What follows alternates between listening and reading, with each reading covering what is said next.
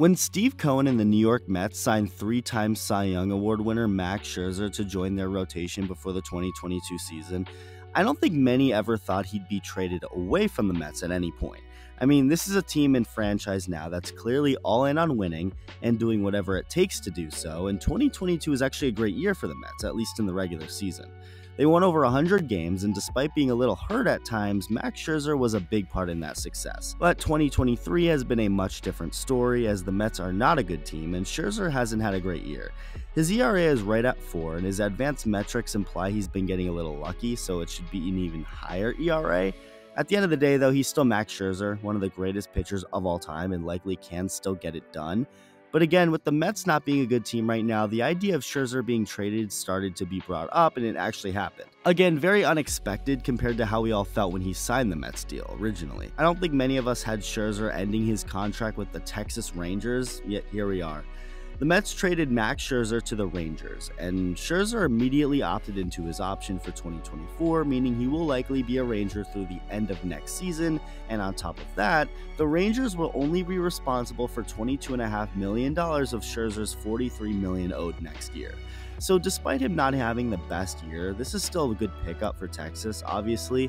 As for the Mets, their season is clearly pretty much done as far as any hope for contending. They of course could have held on to Scherzer and ran it back in 2024, but I guess they felt they'd get a good enough return for him now while also getting a portion of his money off the books. Whatever the case, the players are not excited about it. This is Pete Alonso talking about the trade. Honestly, shocked. Max wasn't around the clubhouse, and I didn't really see him around today, so that's when I know it was like, oh man, like this is legit. This isn't just like clickbait or anything like that you see. But this, yeah, as soon as I didn't see Max around the clubhouse, I was like, as soon as I heard him, like, there's no way. And then I didn't see him. I was kind of like looking for him. I'm like, oh man, this is legit. Be a Hall of Famer, get traded away, stinks. He's a good friend of mine. He's a great teammate, and yeah, Texas is going to really love having him. Am I correct that Max did not have had a no trade clause? I mean, if a guy with a no trade clause can get traded, then anyone can. It's a strange feeling for sure. Do you wonder about yourself and your own situation right now?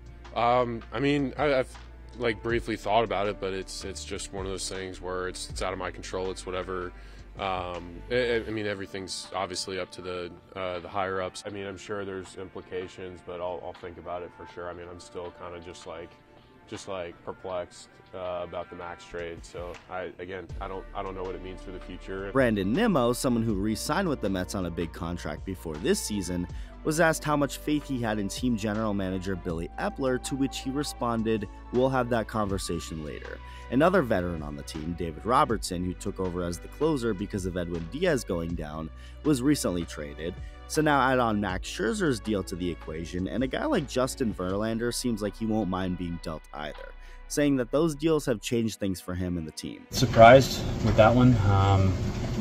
Obviously kind of leave the stadium and see some of the comments that he made and wonder what happened, because obviously things came together really quickly, and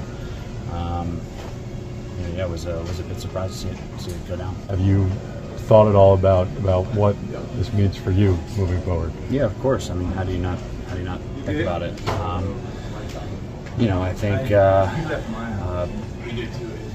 Robbie was a tough one. Max was obviously supposed to be an integral part of this team next season. One of our starting pitchers. So when you see that happen, you can't help but think, what's in store for next year. It changed my opinion a little bit. It's tough to see it happen. Francisco Lindor was the most positive guy out of everyone, saying that he's still very optimistic, he believes in what the Mets have, and is proud to be a Met.